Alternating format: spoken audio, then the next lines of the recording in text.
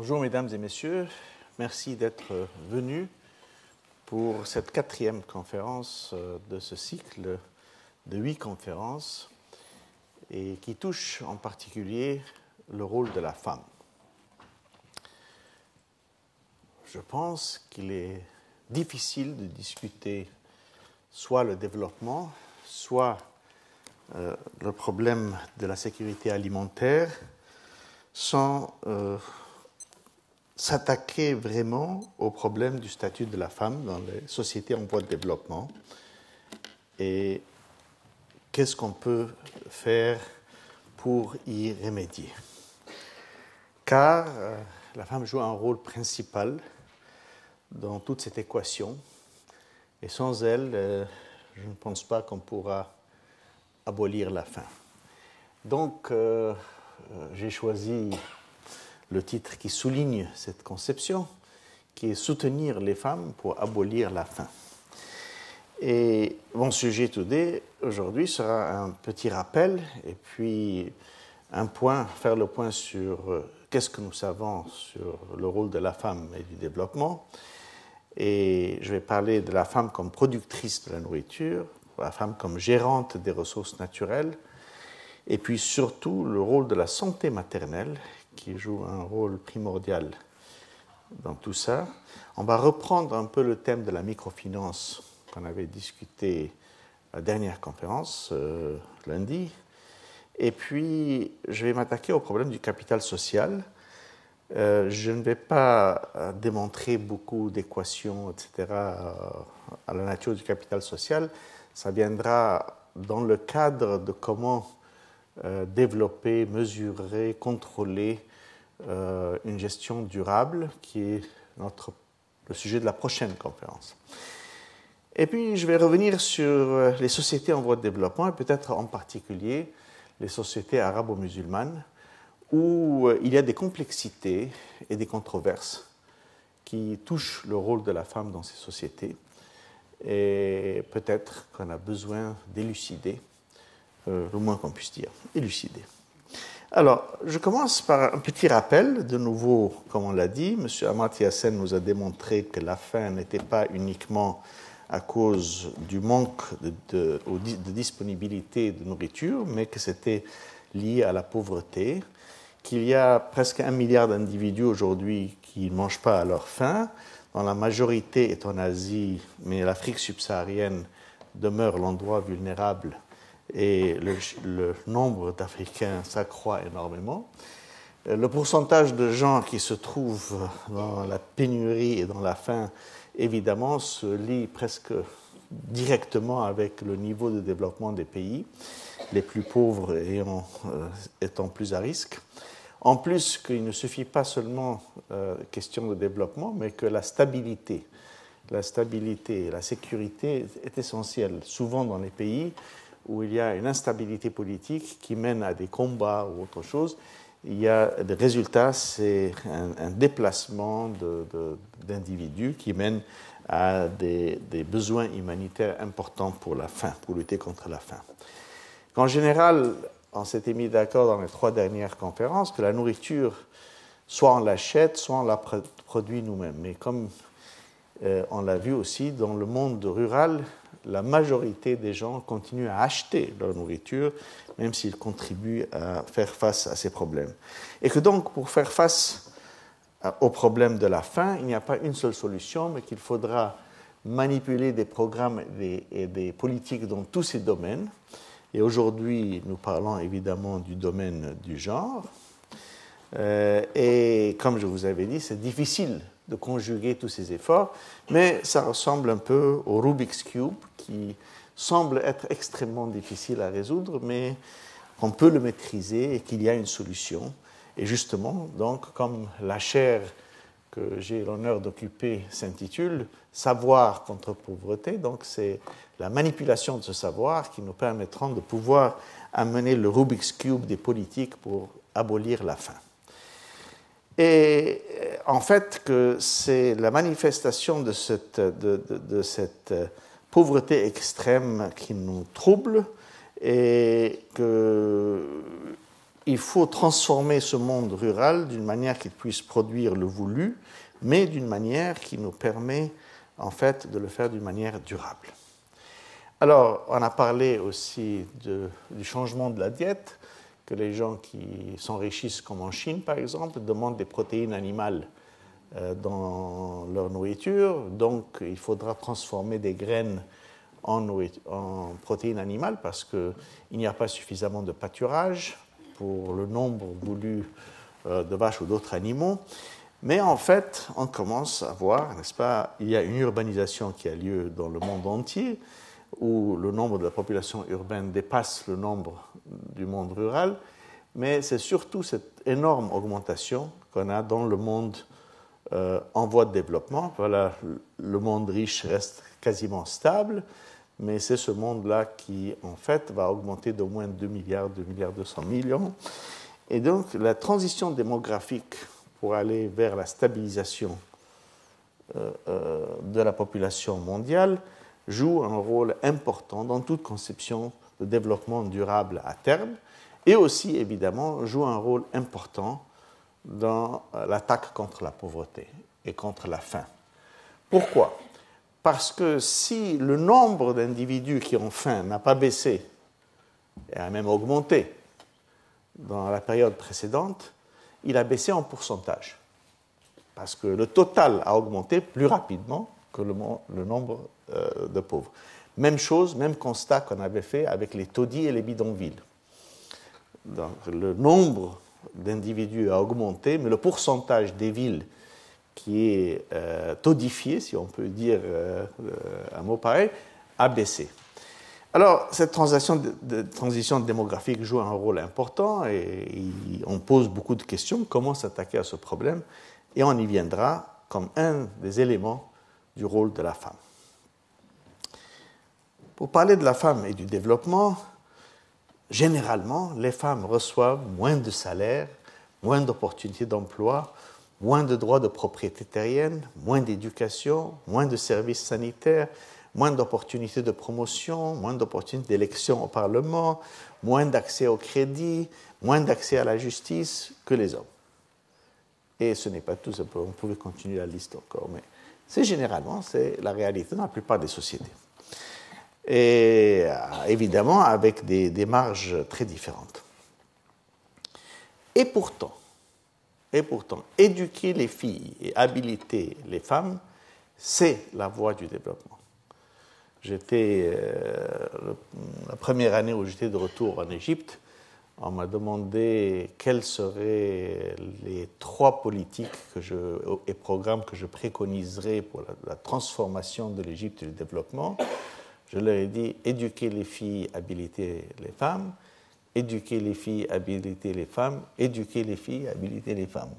Voilà, si vous faites ça, vous aurez une cascade de bénéfices dans la société extraordinaire.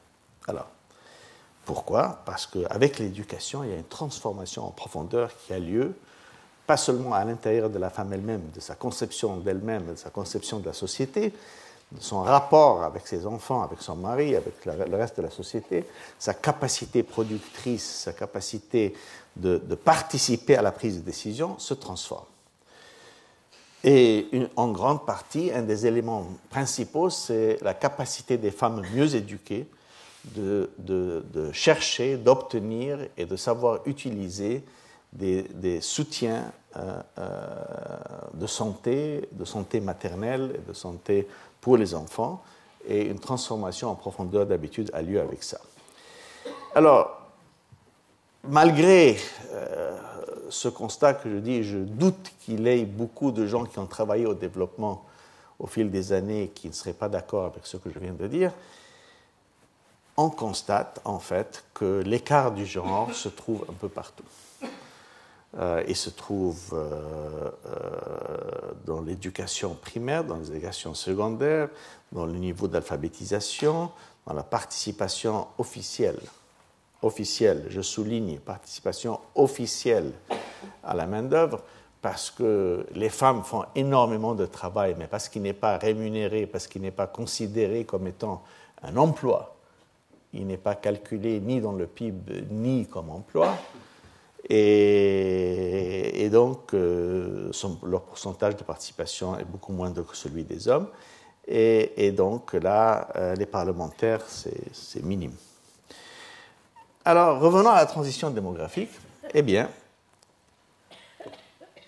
d'abord, pourquoi elle continue? Bien, même si on arrêtait d'avoir des enfants supplémentaires aujourd'hui, on aurait quand même une croissance qui continuerait, parce que la pyramide d'âge étant aplatie, les jeunes qui sont déjà nés vont grandir. Mais une fois qu'ils seront grands, d'ici 20 ans, ils vont former des ménages, ils vont avoir des enfants. Donc, il y a inclus dans la dynamique structurelle de l'apparence de la démographie actuelle une continuation de la croissance démographique qui aura lieu au moins pour les 50 ans à venir. Ça veut dire qu'on peut s'attendre que l'Afrique va améliorer son pourcentage. Donc, à la place d'une pyramide démographique très plate, elle va s'améliorer parce qu'il y a moins de décès, il y a plus de gens qui vont vivre. Donc, on approchera plus de l'apparence de la pyramide démographique européenne ou pour ne pas dire japonaise, où en fait, c'est presque une colonne. Ce n'est plus une pyramide parce qu'on n'a pas tellement d'enfants qui grandissent, qui meurent quand ils sont si jeunes. Alors, l'ennui avec tout ça, avec cette approche démographique, c'est qu'Amartya Sen, un grand ami, je me rappelle moi de cette fameuse étude qu'il a lancée, et sous un titre très provoquant, il a dit « 100 million women are missing ». 100 millions de femmes ont disparu. Alors, en fait, ce qu'il avait fait, qui était très astucieux, c'était qu'il avait pris quelque chose que, comme je disais à mes collègues, enfin, tous les chiffres étaient devant nous tous et personne ne l'a vu jusqu'à ce qu'Amartya Sen l'a montré. Qu'est-ce qu'il a fait? Il s'est attaqué au problème du sous-continent indien, ça veut dire l'Inde, le Bangladesh, Pakistan, Sri Lanka, et Népal et Bhoutan, confondus. Et il a pris les taux de mortalité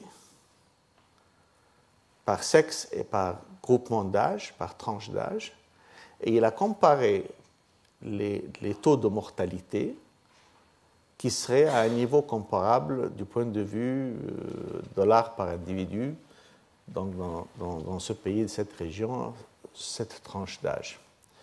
Et il s'avère que dans le sous-continent indien, si les taux de mortalité du reste du monde étaient ceux qui prévalaient, eh bien, on aurait dû avoir, d'après des calculs qui remontent sur 40 ans ou 50 ans, on aurait dû avoir 100 millions de femmes en plus du nombre recensé. Alors, comme je disais à mes collègues, enfin, les chiffres, ils étaient là. Il n'a pas fait de travail de terrain pour trouver ça, mais il fallait y penser. C'était pas aussi clair, évidemment. Alors, ce qui m'a beaucoup frappé, c'est que la réaction de beaucoup de mes collègues chercheurs, tous hommes, la première chose qu'ils ont dit, on a refait les calculs, et ce n'est pas 100 millions, c'est seulement 66. Un autre a dit non, moi j'ai refait les calculs, c'est 113. Le troisième a dit j'ai refait les calculs et c'est 92. Alors sur ce, la réponse, et que j'ai soutenu Amartya quand il a répondu à ça, il leur a dit écoutez, quel que soit le chiffre, c'est un chiffre énorme. Il souligne en fait qu'il y a une discrimination systématique contre l'enfant femme, l'enfant femelle. C'est-à-dire que ce soit dans la nourriture, que ce soit dans les soins de santé, que ce soit dans l'éducation, et que c'est ce système biaisé qu'il faut en fait attaquer. Ce n'est pas la question du chiffre 100 millions ou 113 ou 92, mais quel que soit le chiffre, c'est un chiffre énorme et il démontre une vérité. Une vérité d'ailleurs qui a été encore renforcée pour ceux d'entre vous qui connaissent ces histoires et qui ont suivi ça. En Inde, avec l'arrivée de la possibilité du ultrason, il y a de l'avortement sur commande. Si l'enfant va être une fille, la mère avorte parce qu'ils veulent des garçons. Même problème qui s'était avéré aussi en Chine avec la politique d'un seul enfant par couple. Malgré que c'était officiellement interdit à l'époque, mais enfin officieusement il y avait des avortements. Donc cette discrimination continue. Et je pense que vraiment le travail de Sen sur ça a été d'une lucidité, d'une simplicité. C'est presque impossible à nier. C'était vraiment frappant comme résultat. Alors, deuxième point, si on dépasse d'abord cette discrimination qui existe dès le début, on passe à l'éducation. Alors, l'éducation a un impact direct sur la transition démographique. Pourquoi? Parce que d'abord, voilà, ça j'ai choisi de vous montrer quelques tableaux et quelques chiffres qui datent de plus de 25 ans, et puis je vais vous montrer ceux qui datent de cette année et de l'année passée. Mais le principe est le même. Ici, on a mis tous les pays du monde en relation du niveau d'éducation des filles, haut niveau d'éducation des filles, bas niveau d'éducation des filles. Et ici, c'est la réduction en mortalité infantile. Donc, il me semble que c'est assez clair que plus les femmes sont éduquées, plus les filles sont éduquées, plus elles deviennent de bonnes mères et moins elles perdent d'enfants. Et ce calcul-là, qui a été fait en 92, donc il y a presque 20 ans, démontre en fait l'écart d'éducation et l'impact que ça a. Alors, ici, on regarde justement la mortalité infantile et ici, on regarde la fertilité, qui est le nombre d'enfants vivants qu'une femme aura en moyenne dans un certain pays, en moyenne, c'est une conception statistique, entre l'âge de 15 et 50 ans. Donc, dans les pays très pauvres, où les familles s'attendaient à ce que beaucoup d'enfants allaient mourir, acte de Dieu, etc., mais manque d'attention sanitaire, etc., eh bien, ils avaient 6-7 enfants.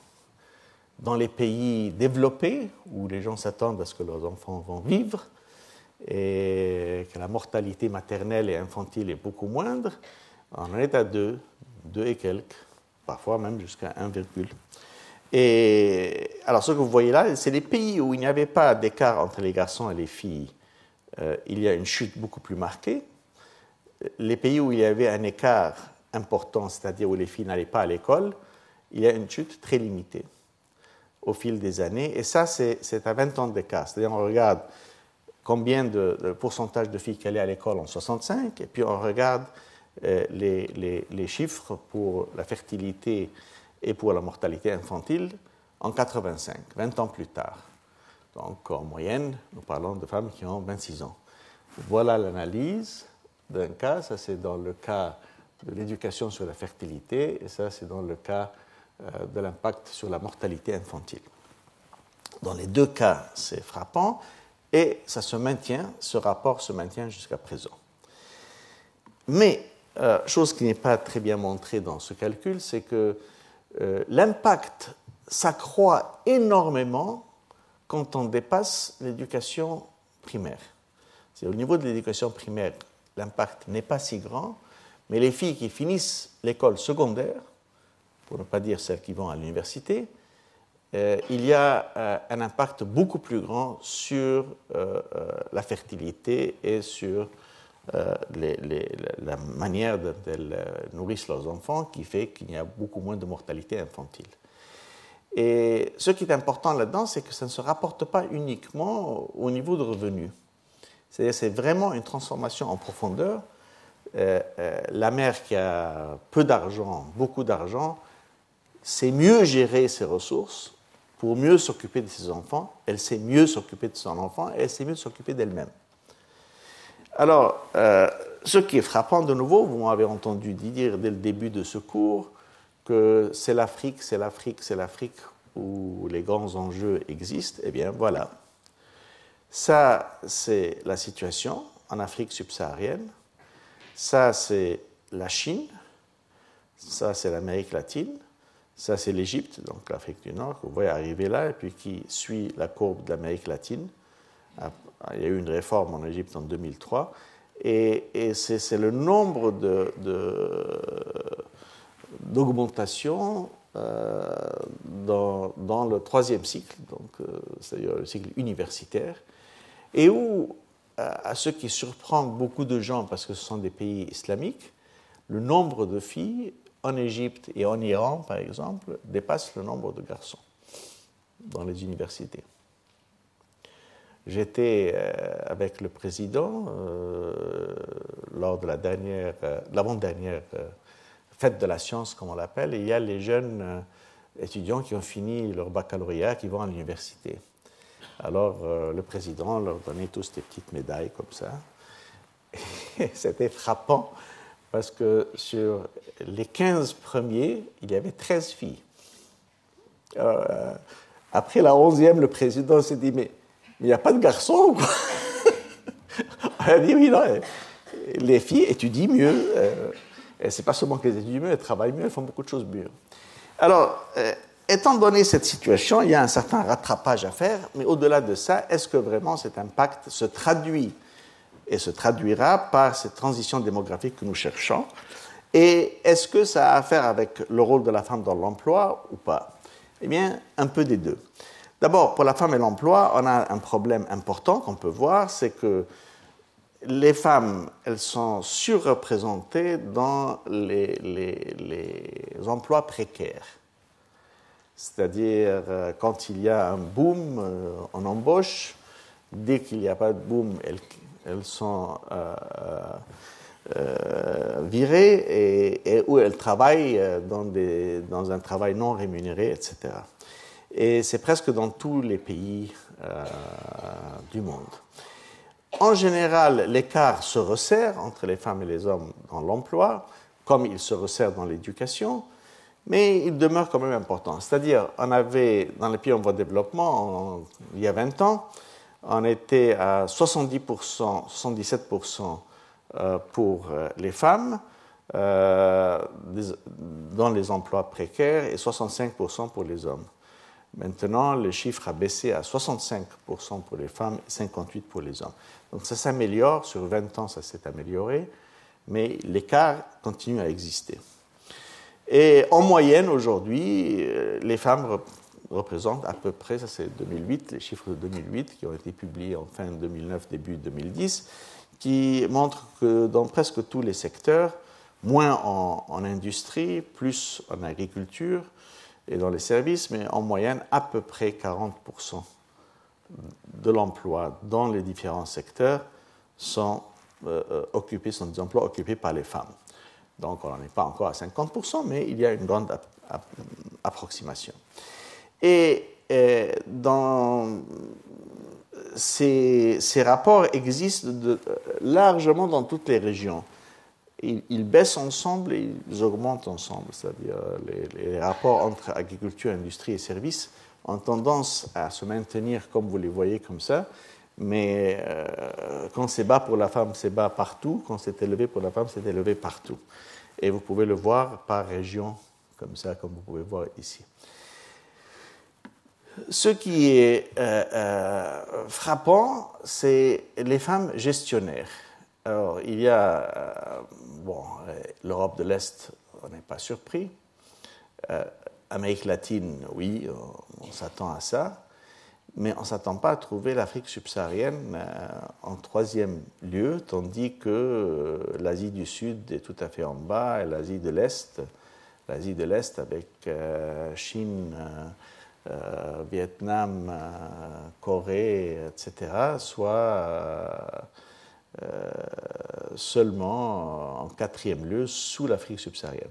Alors, c'est difficile à expliquer, mais il y a des spécificités. En partie, c'est le fait qu'il y a dans certains pays africains, il y a des tas de petites entreprises, ce qui fait que les femmes qui sont chefs de petites entreprises sont beaucoup plus nombreuses, mais il y a très peu de femmes qui sont chefs de grandes entreprises dans n'importe lequel de ces pays. Donc, elles ont un petit magasin, elles ont un petit commerce, elles ont je ne sais pas quoi. Donc, elles ont 2-3 personnes qui travaillent pour elles, 4 personnes. Donc, elle est gestionnaire, elle est chef d'entreprise. Mais c'est beaucoup plus réduit et le nombre est plus grand, mais l'instance est plus grande. Pour l'Afrique subsaharienne, il y a aussi le cas, par exemple, un cas frappant qui était le cas du Rwanda, comme vous le savez, avec la situation au Rwanda-Burundi qui a eu lieu, avec, eh bien, le génocide a fait qu'il y a beaucoup moins d'hommes, et c'est une des raisons pour lesquelles, d'ailleurs, que le Parlement rwandais a le plus grand pourcentage de femmes au monde, 45%. Des élus sont des femmes, mais c'est rare. Bon, enfin, les femmes chefs d'entreprise, vous pouvez le voir dans ces calculs. Alors, vous trouvez que les hommes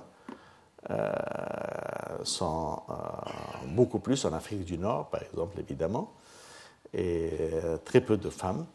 Mais en général, qu'il y a peu de chefs d'entreprise, parce que le nombre d'entreprises, surtout de grosses entreprises modernes, est très limité.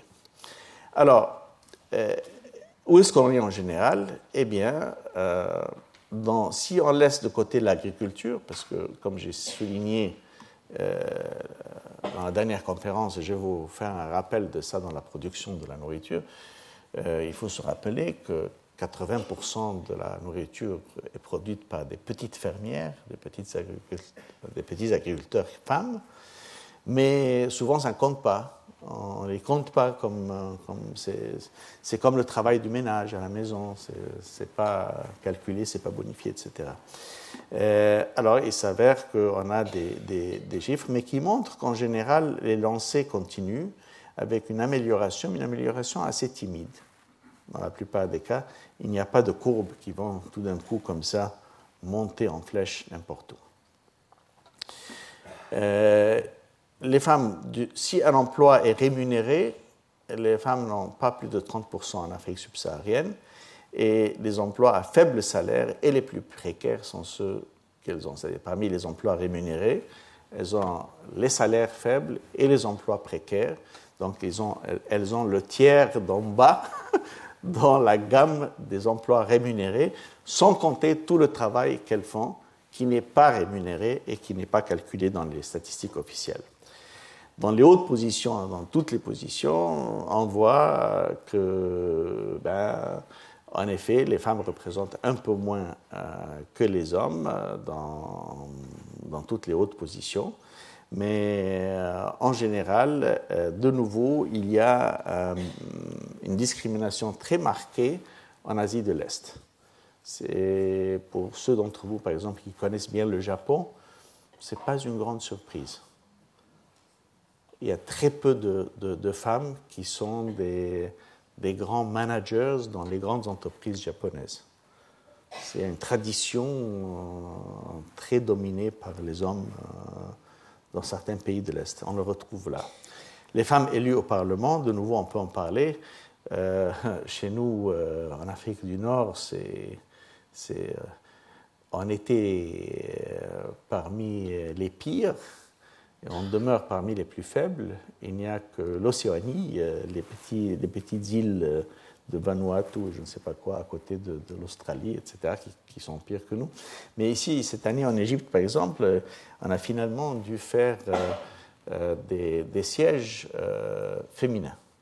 C'est-à-dire, la Constitution a été changée pour assurer 64 sièges qui seraient uniquement des femmes qui peuvent se présenter. Et ce sont 64 sièges supplémentaires qui couvrent tout le territoire et qui viennent en supplément des autres structurations.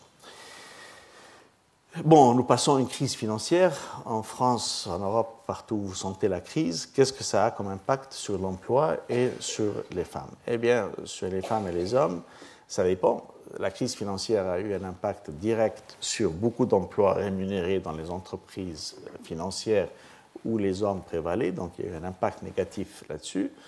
Pour les femmes, il y a une restriction beaucoup plus sévère, mais beaucoup du travail qu'elles faisaient, qui n'était pas rémunéré, qui n'était pas reconnu, qu'il soit un travail ménager ou un travail de production supplémentaire, elles doivent le continuer, même si elles reçoivent moins d'argent ou pas d'argent. Donc, dans ce domaine-là, il y a un problème de calcul qui n'est pas très clair. Et en général, bon, l'impact de l'exportation, etc., avec la crise, eh bien, les femmes, dans les secteurs d'exportation, à l'exception de quelques pays, on voit par exemple, même dans une région comme la région d'Amérique latine, qui est une des régions les plus développées parmi les pays en voie de développement, eh bien, les femmes sont au maximum, à peu près en moyenne, à 2/3 des hommes, à l'exception du Mexique et de la Colombie, qui sont un peu mieux. Le retard du monde arabe est frappant. Si la moyenne mondiale de la participation de la femme dans l'emploi est de 51%, c'est-à-dire 51% des femmes travaillent, c'est ce que ça veut dire. Dans le monde arabe, c'est 27%. Certes, il y a eu une amélioration de 9% depuis 1980, mais en 1980, comme je disais à un de mes collègues, 1980, c'est 30 ans. Hein. On a mis 30 ans pour améliorer de 9%, c'est pas sorcier. Et avec ça, on est à la moitié du chiffre mondial, de la moyenne mondiale. Donc, il y a beaucoup à faire dans ces sociétés et nous allons nous attaquer à ça. Quant à la santé de la mère et de l'enfant, eh bien, dans l'usage des contraceptifs, c'est directement lié avec l'éducation. Analphabète à gauche, éducation primaire au milieu, éducation secondaire au 3e cycle à droite.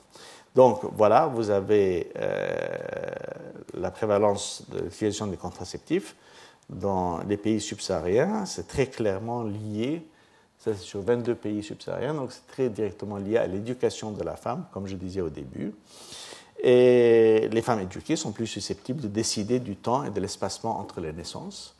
Et 10% seulement des analphabètes utilisent des contraceptifs. Donc et ça a d'autres problèmes aussi, pas seulement pour la transition démographique, mais pour le sida. Et la capacité d'une mère d'espacer les naissances a aussi un grand rôle sur la qualité de la manière dont elle s'occupe de son nourrisson. C'est très très important quand les femmes se trouvent enceintes tout de suite, etc. Elles ne sont pas aussi capables de s'occuper de leur nourrisson. Il y a des problèmes partout dans le monde, des mères adolescentes qui ont donc même pas complété leur éducation, mais qui se trouvent en situation de s'occuper des enfants. Et là, de nouveau, le taux de natalité chez les adolescentes entre 15 et 19 ans est lié, les analphabètes, et beaucoup plus, évidemment, 4 fois plus que ceux qui ont une éducation secondaire. Donc, de nouveau, éduquer les filles, éduquer les filles, éduquer les filles. Puis on va venir à habiliter les femmes, habiliter les femmes, habiliter les femmes. C'est la formule, je crois. Alors, chez les adolescentes analphabètes, et 1,5 fois plus élevée que celles qui possèdent une éducation primaire et 4 fois plus élevée que la situation avec celles qui ont une éducation secondaire. Et puis elles sont plus autonomes, elles se marient à un âge plus avancé, elles retardent leur grossesse. Enfin, il y a des tas de situations qui ont lieu et qui fait que la santé de la femme et du nourrisson est très liée à l'éducation des femmes. La mortalité infantile, comme je vous avais montré dans le premier schéma qui date de presque 25 ans, je vous dis ça n'a pas beaucoup changé, mais voilà, le même schéma de nouveau, ça c'est 2009. Donc vous voyez de nouveau, voilà, manque zéro éducation, éducation primaire, éducation secondaire, la mortalité infantile baisse d'une manière très marquée. Et ce qui est frappant de nouveau pour beaucoup d'entre nous, qui ne connaissent pas suffisamment la situation en Afrique, c'est comment ces mères travaillent tout le temps, s'occupent tout le temps, qu'elles soient fermières, dans ce cas, elles pêchent, elles font de la pêche, mais elles portent leur enfant sur le dos, elles travaillent toute la journée, et puis elles se tournent, elles s'occupent de lui un peu, et puis elles le remettent comme ça, et elles travaillent. Et l'idée de rester à la maison pour s'occuper du bébé est une idée, ou qu'il ait des crèches, ou qu'il ait quelque chose comme ça, n'est pas une idée qui a fait son chemin encore. Par contre, il y a une solidarité féminine importante qui va revenir sur la capacité des femmes de créer le capital social dans les sociétés. Mais c'est donc par le truchement de l'éducation de la femme qu'on aura le plus grand impact sur la transition démographique. Si on veut avoir une transition démographique plus rapide, réduire cette énorme masse d'individus qui vont venir sur la planète aussi rapidement que possible, eh bien, il faut accélérer l'éducation des filles et habiliter les femmes. Malheureusement, ça se trouve aussi du mauvais côté. Comme j'avais parlé des contraceptifs, je parle aussi du sida. Alors, les femmes séropositives, enceintes, qui reçoivent un traitement pour le sida, eh bien, elles sont, c'est un chiffre assez faible. Il s'est amélioré un peu dans les 5 dernières années, avec beaucoup d'efforts. C'est peut-être la seule chose de bien que M. George Bush a fait, c'est qu'il a donné 5 milliards de dollars supplémentaires au programme anti-sida en Afrique subsaharienne, qui a aidé en fait à réduire le nombre, à augmenter le nombre de femmes qui reçoivent le traitement. Mais même ça, ça veut dire que plus de 55% des femmes en Afrique subsaharienne qui sont enceintes et sont séropositives ne reçoivent pas de traitement. 0 traitement. C'est une situation aberrante, mais c'est une vérité. Alors, comment on a fait pour mesurer la pauvreté? Il y a beaucoup de travail qui a été fait par les grands spécialistes du développement pour mesurer l'inégalité, l'écart du genre. Le dernier travail qui a été fait dans ce domaine, c'est fait par le PNUD, le Programme des Nations Unies pour le développement, où en fait ils ont 3 dimensions, qui est la dimension de l'emploi, l'habilitation et la santé. Et ils ont 5 indicateurs, bon, taux de participation dans l'emploi, ensuite l'éducation de la femme, secondary level, donc niveau secondaire et plus, participation, représentation parlementaire, et puis là on parle de la fertilité des adolescentes et de la mortalité maternelle. La mortalité maternelle dans certains pays est presque 400 fois, si ce n'est plus, que ce qu'elle est en Europe. C'est-à-dire dans les pays comme l'Europe, les États-Unis, on s'attend à pas plus de 5-6 par 1000. Là, nous parlons de chiffres qui sont dans les 400, entre les 200 et les 400 et quelques, dans beaucoup de ces pays. Alors, on a donc la contribution de la santé, la contribution de l'habilitation et la contribution de l'emploi, et qui ensemble fait l'indice de l'inégalité. Les contributions dans toutes les régions montrent que c'est la santé maternelle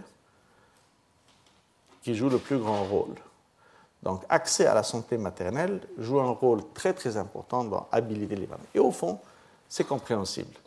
Si la mère est enceinte, si elle est en train de donner naissance à son enfant, elle est dans une situation quand même de dépendance à un moment donné, sa capacité de gérer sa propre santé, de gérer l'espacement de ses grossesses, etc., joue un rôle important dans cette capacité. Donc, et surtout, comme j'ai souligné, la possibilité de la mortalité maternelle qui est quasiment perdue. Ce n'était pas le cas dans le temps. Rappelez-vous, Émilie du Châtelet et Voltaire, quand même, elle est morte en accouchant à l'âge de 41 ans. Donc, c'était assez commun au XVIIIe siècle, mais Ça, c'était le XVIIIe siècle. Nous parlons du XXIe. Ça ne devrait plus exister aujourd'hui. Alors, quand on regarde tous les chiffres dont j'ai parlé, on constate qu'il y a un rôle pour les femmes dans la société, mais il est assez limité par cette discrimination systématique dans tous les domaines. L'emploi, c'est le précaire, c'est celui qui est le moins bien payé. Le travail qu'elles font n'est pas rémunéré, elles n'ont pas accès au crédit, elles n'ont pas accès à la propriété terrienne, etc., etc. Donc leur capacité de jouer un rôle dans la chaîne des valeurs de la production du PIB est beaucoup plus limitée. Et on constate qu'il y a à l'intérieur du ménage, elle joue un rôle très important et elle joue un rôle de plus en plus important dans le monde rural. C'est la main-d'œuvre rurale qui devient de plus en plus féminisée, même si elle n'est pas payée. Et c'est là les petits fermiers dont nous avons parlé, ou les petites fermières, qui jouent un rôle très important. Et dans le secteur moderne, c'est beaucoup plus limité. Il y a parfois de la sous-traitance avec les femmes qui font une proposition pour quelque chose qui est reprise par quelqu'un d'autre, mais qui ne joue pas le rôle voulu dans sa totalité. Alors, on a fait des calculs pour le rendement des investissements dans l'éducation des femmes. Eh bien, vous savez tous ce que les banques vous payent pour vos économies. Les rendements, en moyenne, dépassent 18%. Quand la société investit dans l'éducation des femmes, le rendement économique de cet investissement est de l'ordre de 18%. Et de nouveau, c'est un rapport qui vient de paraître en 2010, en recalculant des tas de projets qui ont été faits avant ça, les résultats qui ont été obtenus. Donc, investissement dans l'éducation des filles, habilitation des femmes, reprenant ça, on se rappelle de nouveau que c'est cette femme, la fermière, c'est elle qui produit 80% de la nourriture, qui reçoit 10% des salaires et qui possède 1% des terres. Ces chiffres que je vous avais dit lors de la conférence inaugurale demeurent. Seulement 15% des vulgarisateurs sont des femmes, et pour des raisons socioculturelles, c'est peu que des hommes venant de loin puissent parler directement dans les femmes dans les villages, etc. Il y a d'autres raisons qui sont dans ce cadre-là, qui fait donc que ces fermières ne reçoivent pas le soutien technique et financier qu'elles pourraient et devraient recevoir. Si en Afrique, elles font presque 80% de la production alimentaire, en Asie, c'est presque 50%. Et en Asie du Sud et du Sud-Est, elles jouent un rôle essentiel dans la riziculture en particulier, et le riz étant très important pour ces pays, ça joue un rôle très important dans la totalité de ce qui est en train d'être fait. Dans l'ensemble du Pacifique, les femmes jouent un rôle de premier plan dans la commercialisation des produits alimentaires. Donc toujours ça passe par là, et c'est là, comme je vous avais dit lors de la dernière conférence, qu'on a souvent des pertes qui touchent de 20 à 30% du total à cause des questions de stockage et de commercialisation. Et en Amérique latine, bien que la main-d'œuvre agricole soit en diminution, les femmes continuent d'assurer 40% de ce qui donne des provisions au marché intérieur. Alors, la participation active des femmes dans tout le domaine agricole se traduit par de très très longues journées. Ces femmes travaillent littéralement du matin jusqu'au soir et s'occupent encore de la famille au-delà de ça. Et elles travaillent entre 16 et 18 heures par jour. Ça, c'est des études de terrain qui ont été faites sur ce domaine par la FAO. Et cette charge de travail, elle a des effets préjudiciables non seulement sur leur santé, mais sur l'état nutritionnel de toute la famille, à commencer par les bébés. Et ça pose de grands problèmes. Donc, il faut reconnaître la dimension du genre quand on s'attaque au problème de l'agriculture. On ne peut pas parler de production de riz, de blé, de maïs, de cheptel, etc. Il faut savoir qui produit où et comment on peut s'attaquer à pouvoir enlever les obstacles pour aider les gens qui produisent cette nourriture. Que ce soit fait par le brûlis en certaines régions, réduire les pertes post-récolte, renforcer les capacités de la transformation du produit agricole, comme le mil, le sorgho, etc., qui a besoin d'être transformé, aider les femmes à avoir quelque chose de plus nutritif pour leur famille, que ce soit dans le monde rural ou dans le monde urbain, parce qu'on se rappelle quand même qu'à la fin, ça se vend. Et cette mère de famille, elle s'occupe des enfants, elle s'occupe du ménage, elle s'occupe du champ, elle s'occupe de la production, elle s'occupe des achats et de tout. Et souvent, c'est elle aussi qui vendent, pas seulement qui vont acheter, mais c'est elle aussi qui vendent, comme vous le voyez ici dans ce petit schéma, dans des situations misérables. Tous ceux qui sont allés dans les marchés locaux en Afrique ont vu ces scènes. Si cette nourriture n'est pas vendue dans 2 jours, elle est gâtée. Et elle se perd. Et donc, c'est presque toujours les femmes qui sont chargées de tout ce travail. Partout. Ça, c'était voilà, en Amérique latine, au Pérou. La femme est aussi la gérante des ressources naturelles. C'est-à-dire, dans beaucoup de cas, c'est elle qui choisit les graines, qui les maintient de saison en saison. C'est elle qui s'occupe des plantes à long terme. Et elles ont tous des herbiers, elles ont des connaissances qu'elles échangent entre elles. Et quand on arrive à les organiser, leur donner un peu de soutien, ça a un effet très visible sur la qualité de la production. Mais il faut que ce qu'on amène à ces réunions, c'est-à-dire comme connaissance, comme savoir, soit le résultat de recherches scientifiques qui sont focalisées sur les besoins de ces petits fermiers, qui ne sont pas focalisés sur les besoins de Monsanto et de DuPont et de je ne sais pas qui. Archer Daniel Midlands et les grandes multinationales de la production agronomique aux États-Unis, au Canada, en Australie, etc. Il faut penser quel est le problème. Parce que ces gens-là n'ont jamais une monoculture. Jamais une monoculture. Quand vous voyagez en Amérique, vous passez à travers le wheat belt et le corn belt, mais c'est des centaines et des centaines de kilomètres, des heures et des heures en voiture, où vous ne voyez que du blé ou que du maïs. Et puis ensuite, c'est tout travaillé par des énormes machines, les combine harvesters qui ramassent tout ça, etc. C'est un autre monde. Mais aucun de ces petits planteurs ne peut se permettre de mettre tout leur avenir sur une seule récolte. Alors, ils auront un peu de maïs, ils auront peut-être un arbre, ils auront 1 ou 2 chèvres et une vache qui les aidera à faire le plowing, etc., qui leur donnera un peu de lait. Et ils auront des poulets, ils auront des œufs, quelques œufs, et puis, enfin, c'est un peu de tout, et tout ça en moins d'1 hectare. J'en sais quelque chose parce que j'ai fait pendant 3 ans, lorsque j'étais responsable de la recherche agronomique, avec la grande compagnie Disney. Disney elle a pas seulement Disney World et machin, Mickey et tout ça, mais ils ont quelque chose qui s'appelle Epcot, qui est le experimental, très technologique, etc. Et ils font chaque année une foire horticulture, pour l'horticulture, les fleurs, etc., pendant d'avril à juin.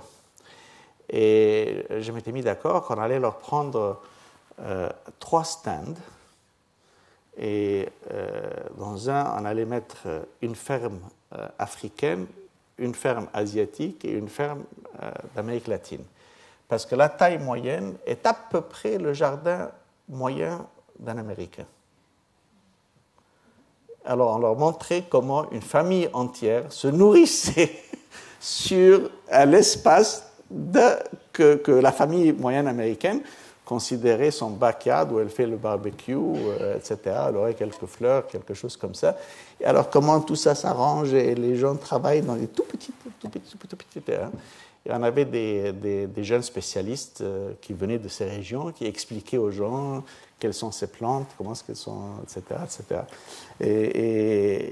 Et donc, pour comprendre cette écologie extrêmement complexe de ces quasiment micro-entreprises que représentent ces toutes petites fermes, il faut une conception scientifique différente que simplement d'essayer d'augmenter les rendements dans ces énormes cultures, monocultures de blé ou de maïs, etc.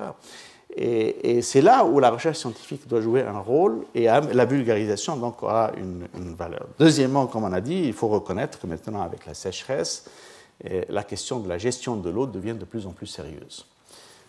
Je vais reprendre ce thème à la prochaine conférence dans le cadre de l'environnement, mais généralement, on peut dire que tout le monde sait que c'est les femmes qui sont toujours responsables d'aller chercher l'eau, ou presque toujours. En fait, je peux vous donner le chiffrage parfait, précis, dû aux études.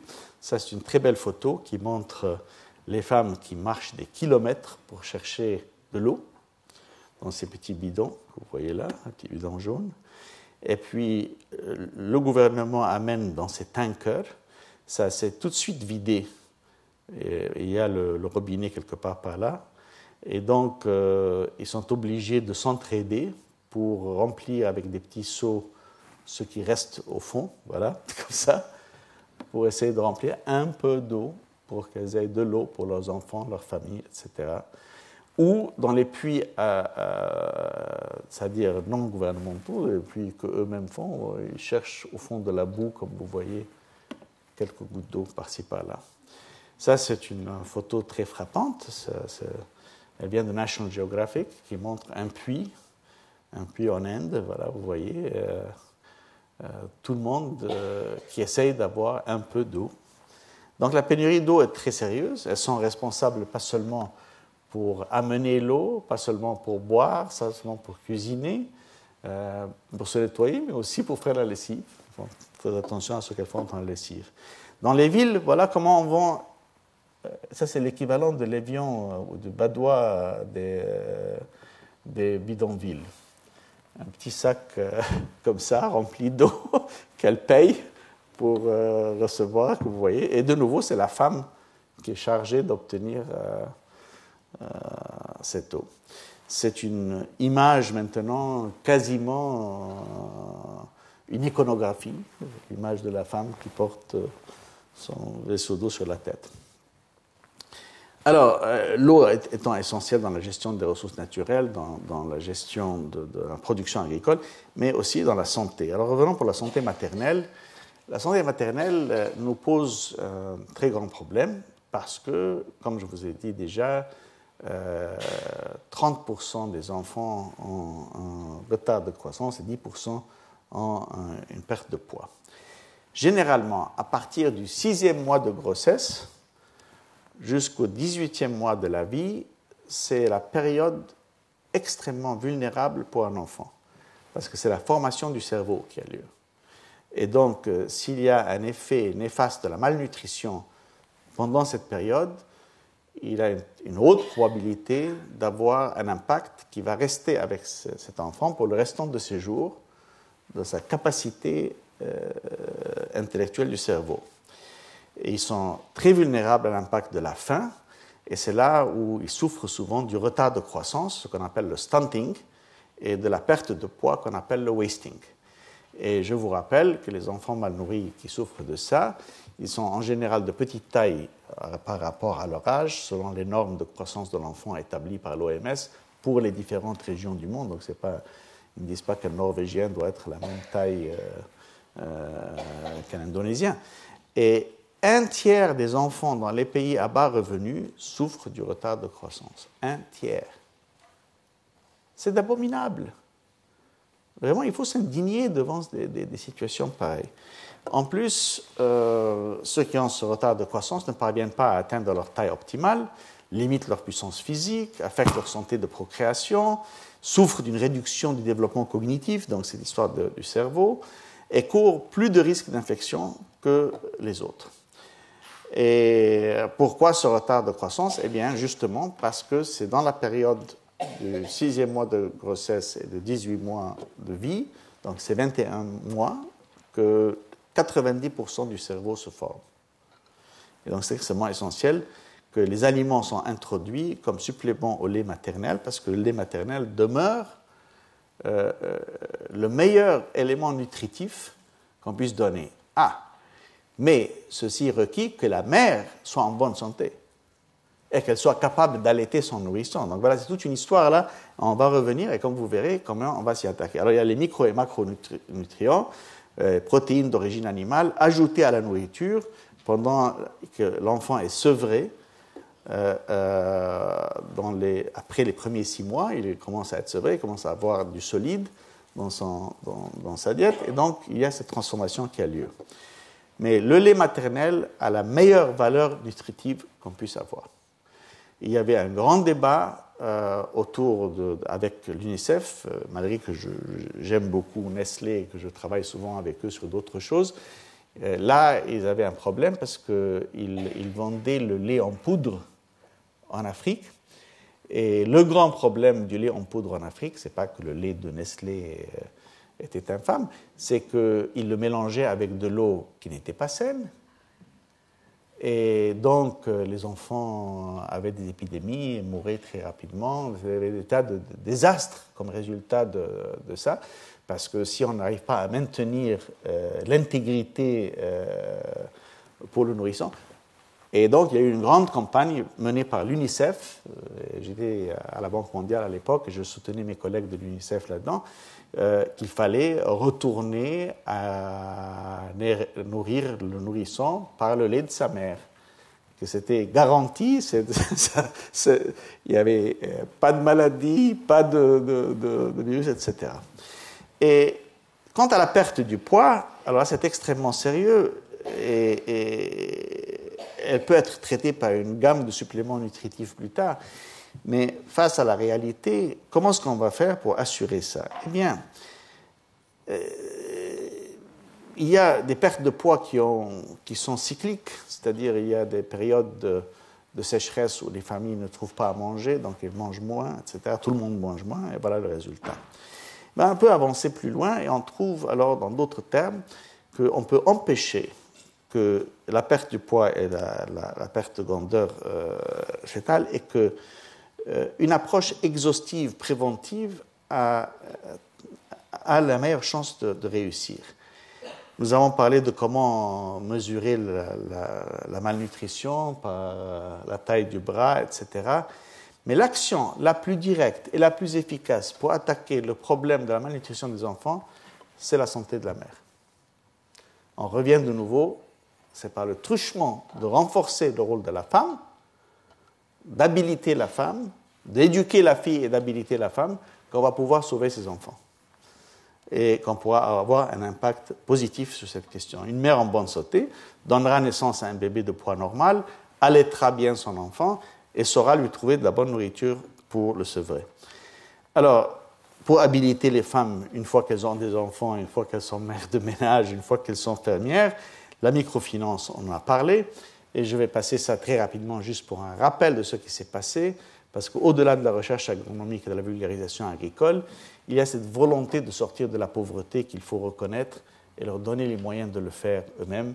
Les gens ne veulent pas mendier pour leur bien-être, ils veulent produire leur propre bien-être. La microfinance, telle que le travail de Grameen ou le travail des autres, qui travaillent bien, pas comme les banquiers, donc, que j'ai critiqué la dernière séance, ils font ces cercles de solidarité, comme ceux que vous voyez ici, des cercles de solidarité où les femmes dans les villages peuvent s'entraider et quand une a un problème, les autres essaient de l'aider et chaque 5 ensemble forment un cercle de solidarité et deviennent un des jetons dans le cadre du système du réseau de Grameen. Malgré que chaque individu a son propre fichier, c'est quand même ouvert. La même chose se trouve dans l'expérience de Seva, dont j'ai parlé. Alors cette notion qu'on est incapable, qu'on est évincé, qu'on est petit, qu'on ne peut rien faire, eh bien la microfinance s'attaque à ce problème. Elle leur donne voix au chapitre et j'ai parlé de tout ça, donc je ne vais pas le répéter cette fois-ci, mais je voudrais simplement passer sur, par exemple, ce qu'on trouve dans les pays en Afrique. Il y a pas mal d'expériences microfinance qui augmentent aujourd'hui. En fait, les taux d'intérêt qui sont de l'ordre de 22 à 35%, en moyenne entre 20 et 35%. L'alternative, c'est l'usurier du coin. Ça, c'est un usurier au Yémen que j'avais photographié. Mais c'est de l'ordre de 1700 par an comparé à 20% ou 22%. Non, quand même, les microfinanciers sont là pour aider les gens et non pas pour les mener au suicide. Et c'est une action de terrain. Voilà la banque. Ça, c'est à Ouagadougou. Voilà la banque. Au Burkina Faso, c'est juste un seul pupitre pour les 4 ensemble qui s'occupent de cette session. Et il y a eu de très grands succès. On a parlé de ce qui n'a pas marché, je ne vais pas le dire, les banquiers ont été impliqués, toute cette histoire. Mais ceux qui sont là pour aider à habiliter les pauvres, donc, nous donnent cette notion que les 3 approches dont on avait parlé pour réformer la société, l'approche de la solidarité, l'approche des transactions de la Banque mondiale, la solidarité de la Mère Teresa, la transaction de la Banque mondiale et la conception des relations du pouvoir qui doivent être changées, les 3 se retrouvent dans le cadre de la microfinance. Et donc, elle aide, c'est un vrai système d'habilitation aux pauvres. Je vous ai raconté l'histoire du forage où 50 personnes devaient obtenir un prêt et où chacun a obtenu son propre prêt et puis ils ont transféré l'argent en main à celui qui les représentait. Alors, cette notion de solidarité, qu'est-ce qui se passe avec les gens? Il se passe que ces petits cercles sont le début de ce que nous appelons le capital social. Et le capital social, c'est ce qui fait que les transactions peuvent avoir lieu dans une société. J'ai fait beaucoup d'études là-dessus, je vais vous en parler rapidement. En général, on essaye, quand on parle du développement durable, de dire que si on a quelque chose, il faut que ça soit économiquement durable, écologiquement et socialement. Bon, je vais reprendre ça en beaucoup de détails vendredi, mais en général, je propose qu'on pense que dans chacun de ces 3 éléments, il y a un capital à protéger et non pas à diminuer. Alors, le capital par personne, quand on parle de capital par personne, c'est-à-dire que même avec la croissance démographique, le genre d'établissement qu'on est en train de politique qu'on est en train d'établir peut nous permettre d'avoir un système durable. Et c'est comme ça que, parce que c'est par personne, donc l'augmentation est prise en compte. Ça, c'est la transformation qui a lieu, dont je vous avais parlé, où je disais la pyramide deviendra plus une colonne qu'une pyramide, mais en fait, que ça va grandir. Alors, si on retourne là-dedans, pour prendre en charge cette question, dans le domaine de l'économie, eh bien, nous savons, c'est le capital tel que tous les économistes l'ont mesuré, l'ont discuté, etc. Quand on vient à l'environnement, nous parlons du capital naturel. Pas seulement du pétrole, de la terre, des arbres, etc., mais aussi des services écologiques que la nature nous donne. Mais quand on vient au 3e niveau, alors là, il y a 2 capitaux. Il y a le capital humain, qui est un capital intériorisé, c'est-à-dire c'est l'éducation, la santé et la nutrition que j'ai reçue. Et si je décide de quitter le pays, je l'emmène avec moi, forcément. Par contre, il y a le capital social, qui est le rapport existant entre les individus, qui fait qu'une société est plus qu'une agglomération d'individus. Une société a des rapports. Et ces petits cercles dont nous parlions dans la microfinance, c'est comme des petites briques avec lesquelles on construit la structure du capital social. Donc ça renforce le capital social.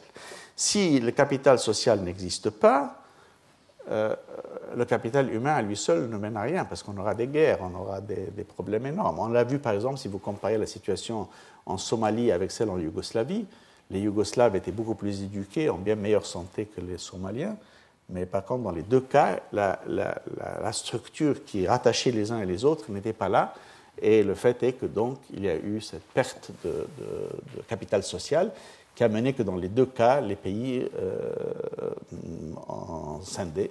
Même chose est en train de se passer maintenant au Soudan, etc. Alors, capital ordinaire, ça c'est les bâtiments, les autobus, les routes, etc. Capital naturel, capital humain, éducation des filles, évidemment, capital humain, mais aussi le capital social, qui est la création de la société civile dans une société.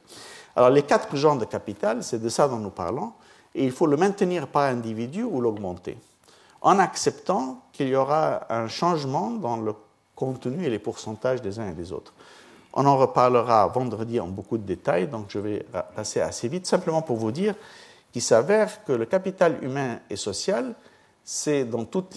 Ça, c'est une analyse qui avait été faite sur 200 pays, et ça, c'est une analyse qui avait été faite sur 100 pays. De nouveau, à presque chaque coup, à peu près 60% du vrai capital, de la vraie richesse des nations, se trouve dans le capital humain et social, et non pas ni dans le capital naturel, ni dans le pétrole, ni dans les arbres, ni dans les produced assets qui sont de 20%. Alors, je passe, disons, investir dans les gens, investir dans la famille, dans le village, dans la tribu, quelle que soit la nature, il faut toujours garder en tête la dimension du genre et le rôle des femmes qui demeure primordial parce que c'est elles qui tissent vraiment ce tissu social. Et les femmes, dont nous pensons d'habitude sont les victimes de la guerre, elles sont aussi les architectes de la paix. Et c'est elles qui construisent le capital social presque toujours après les guerres.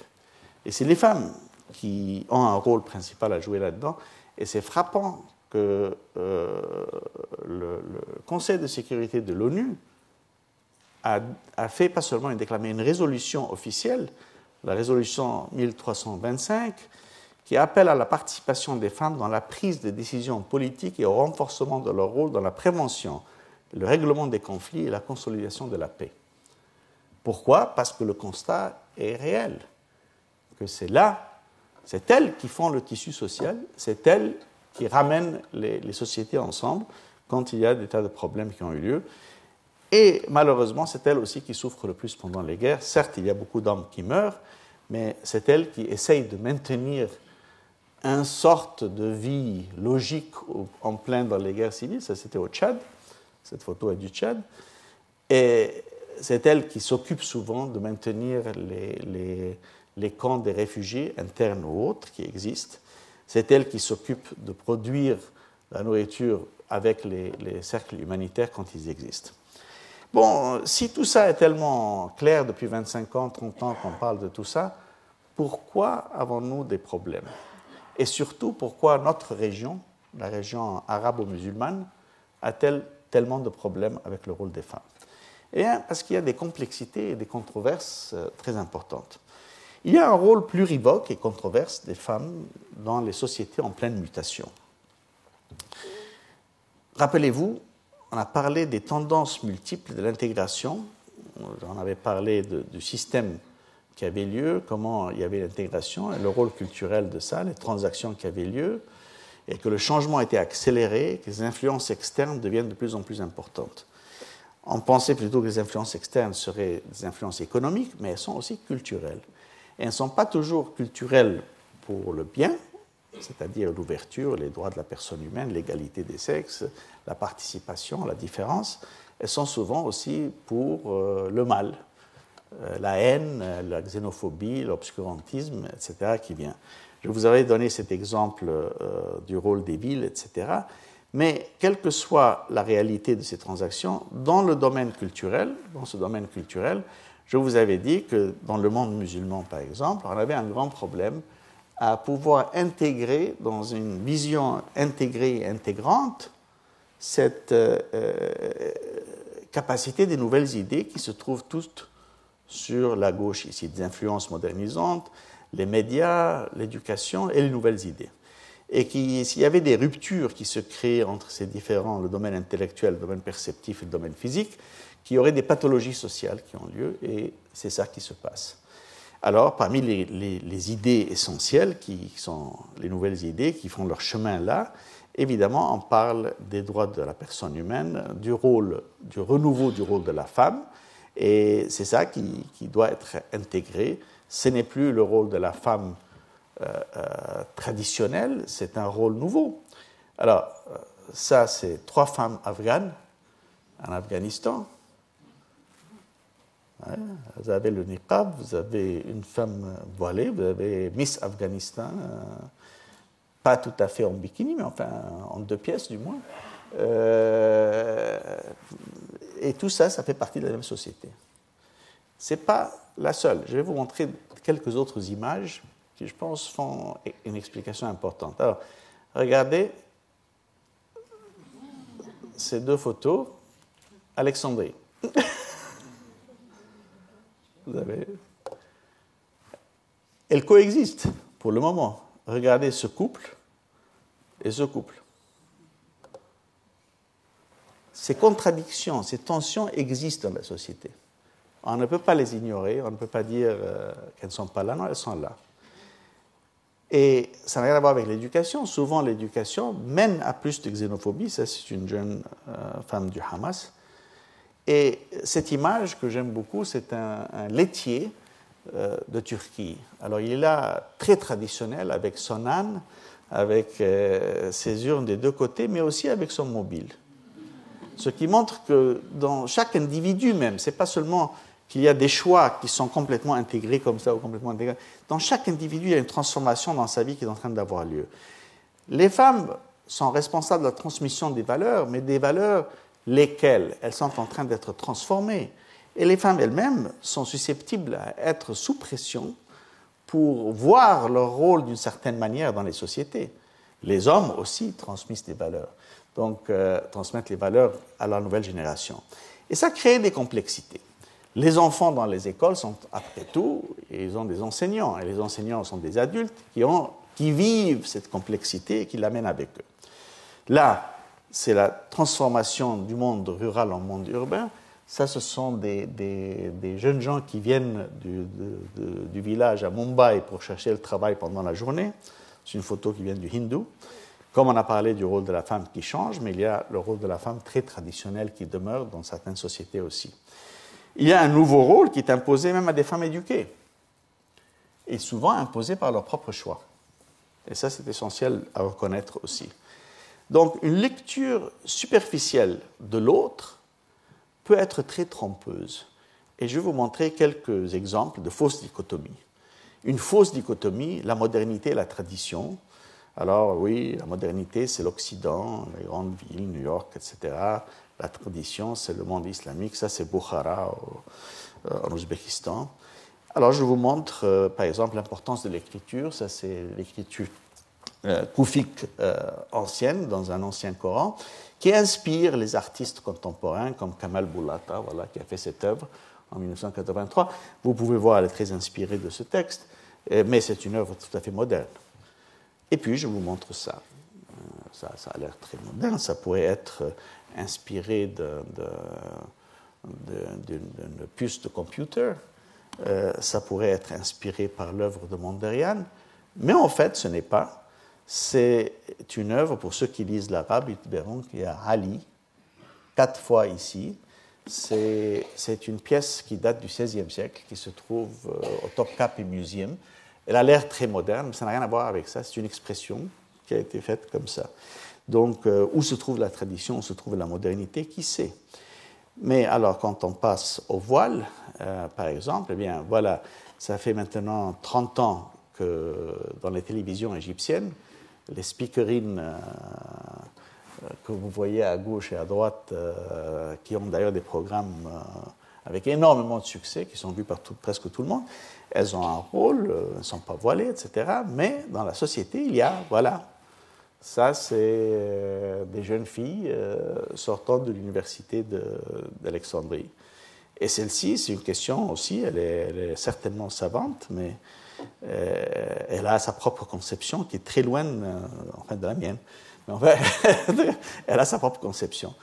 Ça, c'est à la bibliothèque d'Alexandrie, une photo que j'ai prise entre différentes personnes qui utilisent les ordinateurs, l'Internet, tout ce que vous voulez, mais qui choisissent des différentes manières de s'exprimer.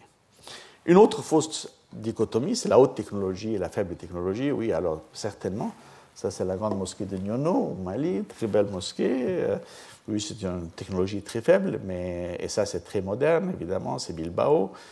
Ça c'est le Guggenheim de New York. Mais ça aussi, c'est musulman, c'est Kuala Lumpur en Malaisie. Voilà l'autre, les Petrobras en Malaisie. Ça, c'est en Arabie avec le Green Tower, etc. Mais la chose la plus importante, et ça souvent je le dis parce que ça fait partie de cette mauvaise conception trompeuse, c'est la notion des rapports entre musulmans et non musulmans. Alors je vous montre ce monsieur. qui n'est pas insultant. C'est le rabbin Abraham Ben Azra, qui était le chef de la communauté juive en Égypte au XVIIe siècle, et dont la synagogue vient d'être restaurée récemment, mais qui s'habillait, parlait comme tout le monde dans la société. Plus récente, cette image du XXe siècle, c'est dans les mémoires d'Ahmad Shafiq Pacha, 1931, le cheikh et le prêtre. Qui est le cheikh et qui est le prêtre? C'est difficile à retrouver. Alors, on dira, bon, mais qu'est-ce qu'il peut y avoir de plus islamique qu'un Coran? Alors, on regarde la décoration de ce Coran et je vous montre une Bible de la même période. Exactement la même chose, c'est la Bible, même look. Ah, mais l'arabesque, les dessins arabesques, ça, on sait que c'est les musulmans qui ont fait ça parce qu'ils ne veulent pas d'images gravées, etc. Voilà, ça, c'est le pupitre de Mouayyad. Mosquée Mouayyad au Caire, eh bien, regardez bien ce travail, le voilà dans l'église de Gamaliel, qui est juste à côté. Exactement le même travail dans l'église. Le voile, qui peut dire que le voile n'est pas islamique? Attention, moi je dis le voile n'est pas islamique. Le voile est une conception sociale. Certes, il y a beaucoup de musulmanes qui se réclament de cette conception, mais je vous montre cette photo. C'est une photo des femmes chrétiennes au patriarcat du Caire en 1923. Dans la société égyptienne, qu'on était musulmane ou chrétienne à l'époque, c'est comme ça qu'on partait. Enfin, à une certaine période en Europe, les femmes avaient des chapeaux et des gants et ne devaient pas se montrer à un certain niveau en société sans leurs chapeaux et leurs gants. Il y avait même des petits voiles comme ça avec des choses. C'était une conception, ça c'est une conception qui existait. Ça c'est encore plus important parce que ça c'est le musée de l'art copte qui a été sollicité, construit par des grandes familles coptes en Égypte dans la première moitié du XXe siècle. Et vous voyez d'ailleurs la croix à l'entrée. Mais qu'est-ce qui se sont inspirés architecturalement pour faire cette façade? C'est la mosquée d'El Gamaliya qui date du XIe siècle. Donc, ce que je veux dire, c'est qu'il y a un patrimoine commun qui a été créé par les musulmans, les chrétiens, les juifs, cette communauté cosmopolite qui a fait la ville du Caire, qui a fait la ville d'Alexandrie, qui a fait ce patrimoine commun que nous devons tous nous ressentir, et qui n'est pas cette notion simpliste que des gens essayent de nous imposer dans le cadre des discontinuités qui sont en train d'avoir lieu aujourd'hui. Alors, cette capacité de recevoir des nouvelles idées, comme celles que je vous montre maintenant, en leur montrant à mes collègues, mais enfin, il n'y a pas vraiment une séparation entre l'histoire de l'islam en Égypte, l'histoire de la chrétienté en Égypte, l'histoire des juifs en Égypte, etc. Il y a eu des communautés qui ont eu beaucoup de rapports les uns avec les autres et qu'il faut reconnaître donc un débat ouvert. Aujourd'hui, avec les blogueurs qui jouent un rôle de plus en plus important, souvent les jeunes gens sont du bon côté, c'est-à-dire de l'ouverture, du dialogue, etc., mais souvent, ils se rapportent aussi à des idées extrémistes. Or, l'extrémisme, que ce soit un extrémisme religieux ou un extrémisme athée, comme c'était pendant la révolution culturelle en Chine, quel que soit le cas, cet extrémisme n'est pas valable pour ce que nous considérons comme les valeurs fondamentales de la liberté d'expression, du dialogue, etc. Et elle cherche surtout à imposer aux femmes un rôle très particulier dans la société. Ça, c'est un rôle de participation, femmes et hommes, comme vous voyez, ça c'est à la bibliothèque d'Alexandrie. Je débat souvent en disant que les sujets complexes ont besoin de débats à tête reposée et qu'il faut qu'on s'exerce à ce genre de débat. Il faut mobiliser les intellectuels égyptiens face à ces vagues d'obscurantisme et de fanatisme qui ont lieu aujourd'hui et surtout qui imposent à la femme ce retard extraordinaire que vous avez constaté dans les chiffres qui ont eu lieu sur le développement. Il faut soutenir deux principes, égalité des citoyens devant la loi, c'est-à-dire les femmes et les hommes, les musulmans et les non-musulmans. Voilà, c'est aussi simple que ça. Deuxièmement, que les lois sont promulguées par les représentants élus du peuple et non pas par un spécialiste en train de lire un texte. quel que soit ce spécialiste, que ce soit le pape au Vatican, que ce soit le grand rabbin à Israël, ou que ce soit le grand moufti d'Iran ou des frères musulmans, il y a des élus qui font la loi. Et tout le monde respecte la loi, et la loi doit être égale pour tous les citoyens. Et ce n'est pas le cas aujourd'hui dans notre région. Il y a des gens qui se voient comme étant un instrument de Dieu sur terre et qui ont une conception particulière du rôle de la femme. Alors, ça commence tôt. Regardez cette image. Évidemment, ces petits-enfants qui commencent déjà se transforment au fil des années. Regardez cette image.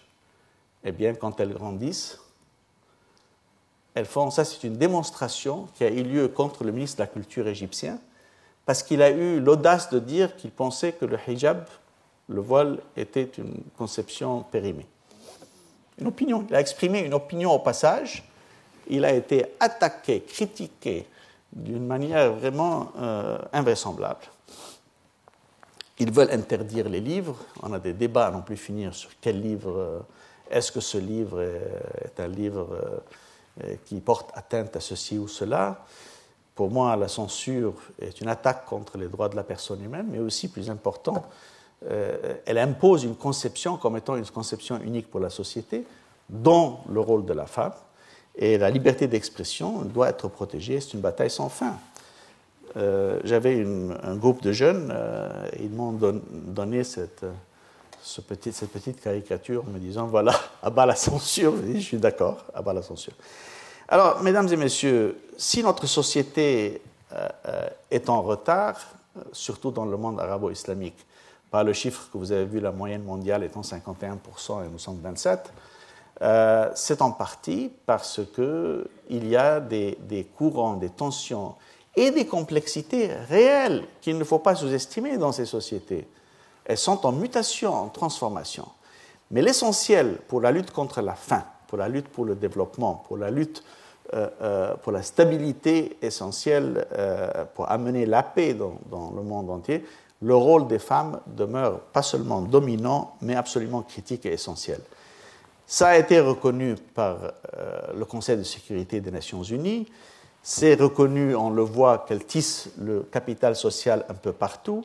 Même les plus pauvres d'entre elles, c'est elles qui maintiennent le noyau dur de la famille, c'est elles qui maintiennent les rapports de la société autour d'elles, c'est elles qui tissent ce capital social, qui font passer les valeurs à l'avenir. La microfinance les aide, mais ce n'est pas suffisant. Il faut conjuguer toute une gamme d'approches, éducation, santé, crédit, loi, représentation, participation à la terre. Nous avons vu que parfois elles deviennent plus loquaces en exprimant leur point de vue par le truchement de cette transformation. Elles ont le droit de vote et elles doivent le maintenir partout. Elles commencent à l'utiliser. Et maintenant, ça c'est en Iran. Il y a des militantes qui demandent des changements même en Iran. Ça, c'est en Inde. Ce sont des femmes qui ont organisé leur propre programme d'alphabétisation pour toucher les plus lointains des villages en utilisant des tout petits ordinateurs, des vieux ordinateurs, avec liés à un lieu central. Il y en a qui apprennent leur propre religion et qui veulent avoir leur propre conception, mais quelle que soit la réalité, c'est de nouveau toute cette gamme d'activités qu'il faudra, comme le fameux Rubik's Cube, y aller d'une partie et d'une autre, mais cette fois-ci pour pouvoir renforcer le rôle de la femme, lui donner un emploi qui n'est pas précaire, lui donner un emploi réel, parce qu'elle en est capable, et bien plus que beaucoup d'hommes, et qu'elle soit séduisante, mystérieuse, productrice, c'est elle qui, après tout, joue le rôle principal pour assurer que ses enfants n'auront pas faim et que les femmes partout dans le monde joueront un rôle plus grand dans ce nouveau siècle. Et grâce à elle, nous aurons une meilleure génération et un meilleur monde. Et je vous remercie de votre attention.